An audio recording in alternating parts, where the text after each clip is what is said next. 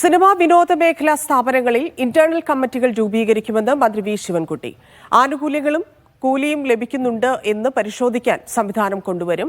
തൊഴിൽ ചൂഷണം തടയാനും സ്ത്രീ സുരക്ഷ ഉറപ്പാക്കാനും മാർഗനിർദ്ദേശമുണ്ടാകുമെന്നും മന്ത്രി വ്യക്തമാക്കി.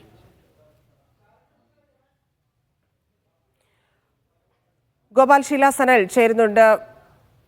ഗോപാൽ, നേരത്തെ തന്നെ സർക്കാർ ഇക്കാര്യത്തിൽ സംസാരിച്ചിട്ടുള്ളതാണ് സജി ചെറിയാൻ. ഇപ്പോൾ മന്ത്രി വി ശിവൻകുട്ടി പറയുന്ന കമ്മിറ്റിയുടെ കൂടുതൽ വിവരങ്ങൾ.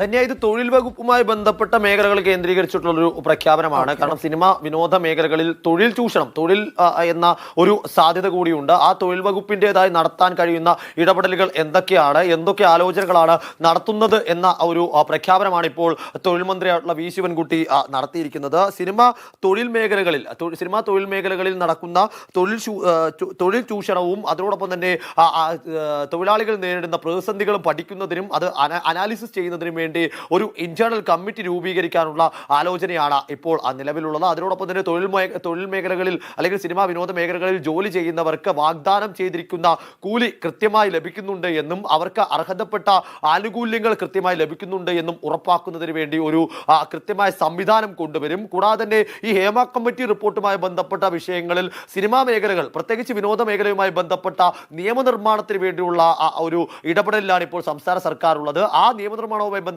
തൊഴിൽ വകുപ്പിന് എന്തൊക്കെ ഇടപെടൽ നടത്താൻ കഴിയുമോ ആ ഇടപെടലുകളെല്ലാം തന്നെ തൊഴിൽ വകുപ്പിൻ്റെതായ ഭാഗത്ത് നിന്ന് വേഗത്തിൽ ഉണ്ടാകുമെന്നും, നേരത്തെ സൂചിപ്പിച്ചതുപോലെ തന്നെ സ്ത്രീ സുരക്ഷയും തൊഴിൽ ചൂഷണവും, അതായത് തൊഴിൽ ചൂഷണം ഒരിടത്തും നടക്കുന്നില്ല എന്നും സ്ത്രീ സുരക്ഷ കൃത്യമായി ഉറപ്പാക്കപ്പെടുന്നുണ്ട് എന്നും അത് ഉറപ്പാക്കാൻ വേണ്ടിയിട്ടുമുള്ള സംവിധാനം കൊണ്ടുവരുമെന്നും മന്ത്രി വി ശിവൻകുട്ടി അറിയിച്ചിട്ടുണ്ട്.